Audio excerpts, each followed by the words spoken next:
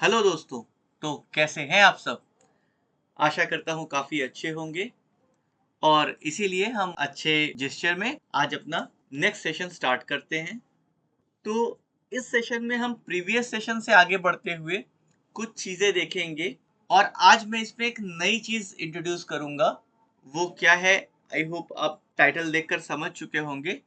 जी हाँ दोस्तों, आज मैं जिस चीज़ की बात कर रहा हूँ वो है जीएलबी या जीएलटीएफ। ये जीएलबी या जीएलटीएफ है क्या? ये जीएलबी या जीएलटीएफ आपको क्या प्रोवाइड करता है, कैसे क्या है, इसके बारे में आज हम डिस्कस करेंगे। तो शुरू करने के पहले आइए देखते हैं कि कल हमने अपना सेशन कहाँ स्टॉप किया था।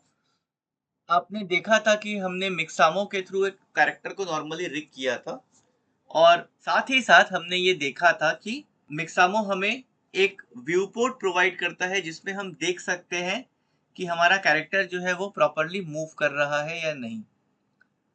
सो जैसे ही मैंने इस कैरेक्टर को नेक्स्ट किया था, हमारे पास जो कैरेक्टर है वो अपने ओरिजिनल पोज़ या टी पोज़ में रिग होके आ गया था।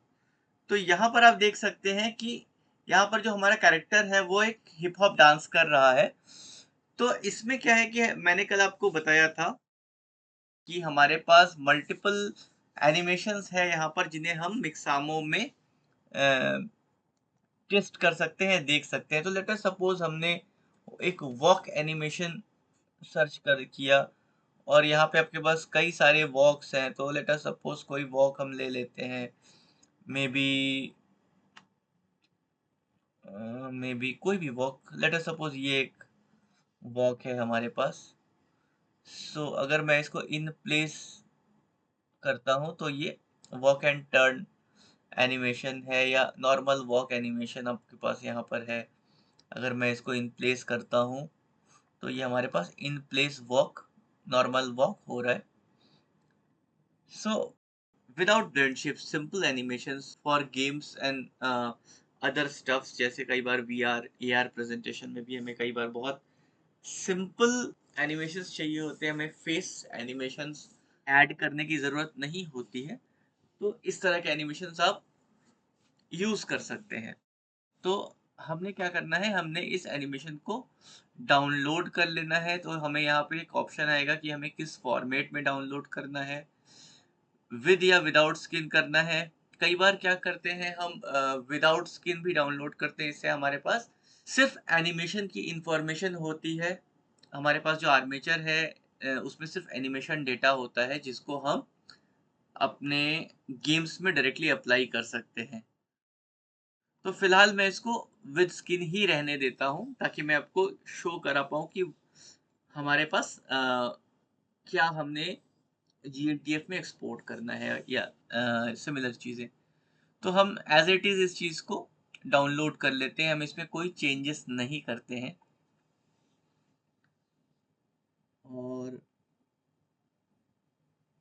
जो हमारा एसेट है, लेट्स सपोज़ वॉक नाम से ये हमारा एसेट डाउनलोड हो चुका है। तो हमने करना क्या है, अब अपने इस एनिमेशन को हम माया में इंपोर्ट कर लेते हैं। तो इंपोर्ट करते हैं हम, हमारे पास डेस्कटॉप पर वॉक नाम का ये एनिमेशन है। सो आप इसमें देख सकते हैं कि आपने जो आपका कैरेक्टर ये रिग किया था, ये एनिमेशन जो आपके पास मिक्सामो में था, ये आपके माया व्यू पोर्ट में आ चुका है। एक चीज़ हम करेंगे कि यहाँ पे ये 30 फ्रेम का एनिमेशन है, हम यहाँ पर भी इस टोटल फ्रेम को 30 ही कर लेंगे ताकि हमारा जो टाइमलाइन है वो 30 फ्रेम्स का ही हो।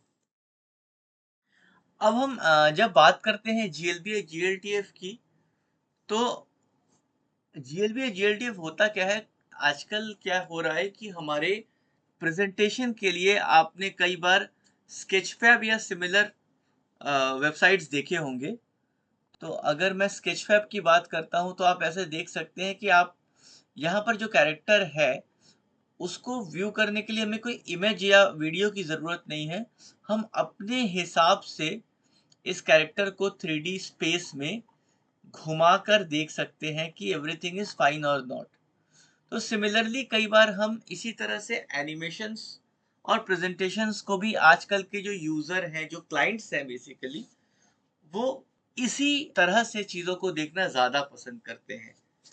तो इसी वजह से आजकल जीएलबी या जीएलटीएफ का चलन बढ़ गया है। तो इसके लिए हमें क्या करना है? इसके लिए हमने बेबीलोन नाम का एक हमारा एक्सपोर्टर है, बेबीलोन फॉर माया करके हम सर्च करते हैं, तो हमारे पास एक प्लगइन खुल के आता है और ये प्लगइन हमने क्या करना है, ये हमें प्लगइन डाउनलोड कर लेना है। तो हमने गिटहब रिलीज में हम जाते हैं और आप देख सकते हैं कि हमारे पास ये लिंक खुल के आ जाता है जहाँ से हम इस इंस्टॉलर को डाउनलोड कर लेते हैं। सो लेट अस सपोज हमने इसको डेस्कटॉप पे डाउनलोड अभी कर लिया। तो आप देख सकते हैं कि हमारे पास ये इंस्टॉलर खुल के आ गया है और इसको हम एक्सट्रैक्ट कर लेते हैं। एक्सट्रैक्ट करते ही हमारे पास ये एक्सपोर्टर खुल के आ गया है। तो आप जब इसे इंस्टॉल करते हैं, रन एज एडमिनिस्ट्रेटर करके आप इसे इंस्टॉल करते हैं और ये अभी आपको माया में आपने जाना होता है। अभी ये मैक्स के लिए है, आप यहाँ पे माया में देखते हैं कि यहाँ पर आपको 2023 तक इसने इंस्टॉलर को दिया हुआ है। मैंने ऑलरेडी इंस्टॉल कर रखा है, इस वजह से ये मेरे को बता रहा है कि ये माया के किस लोकेशन पे सेव हुआ है। तो जैसे ही आप इंस्टॉल करते हैं तो आपका जो भी माया का वर्जन है ये ऑटोमेटिकली उस डायरेक्टरी में इंस्टॉल हो जाता है। सो अब हम जब आते हैं तो यहाँ पर हमने क्या करना होता है कि विंडोज में जाकर अपने सेटिंग एंड प्रेफरेंसेस में जाकर प्लगइन मैनेजर खोलना होता है और यहाँ पर बेबीलोन टाइप करना होता है। तो आप यहाँ देख सकते हैं कि माया टू बेबीलोन मैंने यहाँ लोड कर रखा है। अगर ये लोड नहीं है तो अभी आपको यहाँ पर मेनू बार में कुछ नहीं दिखेगा। जैसे ही मैं इसको लोड करता हूँ, आप यहाँ देख सकते हैं कि बेबीलोन नाम का मेनू आपके यहाँ पर आ चुका है। मैं इसको रिफ्रेश करता हूँ और इसको क्लोज कर देता हूँ। नाउ अब जो बेबीलोन एक्सपोर्टर है, जीएलबी एक्सपोर्टर है या जीएलटीएफ एक्सपोर्टर है, वो हमारे पास आ चुका है। अच्छा, जीएलबी या जीएलटीएफ में बेसिक वेरिएशन क्या होता है? जीएलटीएफ हमें जो भी फाइल है वो एक फोल्डर के फॉर्म में देता है और जीएलबी एक जिप्ड फाइल फॉर्मेट होता है जिसमें आपको सिर्फ एक फाइल दिखेगी, कोई टेक्सचर वगैरह जो इंफॉर्मेशन है वो नहीं दिखेंगे। जबकि जब हम जीएलटीएफ में किसी चीज को एक्सपोर्ट करते हैं तो उसमें आपको एक फोल्डर स्ट्रक्चर दिखेगा जिसमें आपकी 3D फाइल और आपके टेक्सचर्स फाइल अलग अलग पड़े होंगे। सो वेल, हमने यहाँ पे अभी जीएलटीएफ में एक्सपोर्ट करने के लिए क्या करना है कि हमने अपने आर्मेचर को और अपने मेश को सिलेक्ट करना है और यहाँ पर हम बेबीलोन में जाकर बेबीलोन फाइल एक्सपोर्टर को सिलेक्ट करते हैं। तो बाय डिफॉल्ट ये बेबीलोन आउटपुट फॉर्मेट देता है। अभी हमने इसको क्या जीएलबी कर लिया। तो हमने क्या है, यहाँ पे एक फाइल बनाया हुआ है जीएलटीएफ नाम का, सॉरी जीएलबी नाम का एक फोल्डर बनाया हुआ है। तो मैंने उसको टेस्ट नाम से सेव कर दिया। मैं इसको ओवरराइट कर देता हूँ और आप देख सकते हैं कि यहाँ पर आपके पास कुछ सेटिंग्स खुल के आए हैं। तो यहाँ पर ये हमें बोलता है कि ऑप्शन में हमें टेक्सचर्स चाहिए या नहीं चाहिए, या सिर्फ एनिमेशन चाहिए, एनिमेशन डेटा चाहिए, या आपके पास लेट अस सपोज बहुत सारी चीजें सीन्स में है तो आपको क्या पूरा सीन चाहिए या सिर्फ सिलेक्टेड ऑब्जेक्ट ही आपको चाहिए, या अगर कोई ऑब्जेक्ट हिडन है आपके व्यू पोर्ट में तो वो हिडन ऑब्जेक्ट भी आपको चाहिए। ऐसे बहुत सारे ऑप्शन देता है। तो फिलहाल मैं यहाँ पर एक्सपोर्ट टेक्सचर्स को ऑन रखता हूँ और यहाँ पे एक्सपोर्ट एनिमेशंस को ऑन रखता हूँ, बेक एनिमेशन फ्रेम को भी ऑन कर देता हूँ और यहाँ पर मैं एक्सपोर्ट और रन पर क्लिक करता हूँ। जैसे ही मैं एक्सपोर्ट और रन पर क्लिक करूंगा तो ऑटोमेटिकली आपको बेबीलोन सैंडबॉक्स में इसे ओपन करके दिखा देगा। बेबीलोन सैंडबॉक्स क्या है? बेबीलोन सैंडबॉक्स एक जीएलबी या जीएलटीएफ व्यूअर है जहां पर हम जीएलबी को देख सकते हैं, जैसे कि अभी मैंने आपको स्केचफैब में दिखाया। स्केचफैब का जो आपका व्यू पोर्ट है वो बिल्कुल वैसा ही एक व्यू पोर्ट बेबीलोन सैंडबॉक्स का भी है।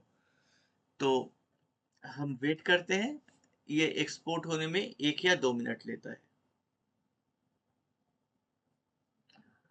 तो आप देख सकते हैं कि ऑटोमेटिकली बेबीलोन के फाइल में खुल गया है और इसमें एक टेक्सचर फाइल भी हमारे पास, जैसा कि टेक्सचर इन्फॉर्मेशन एफबीएक्स में होता है, बिल्कुल उसी तरह से आप टेक्सचर फॉर्म को देख सकते हैं यहाँ पर।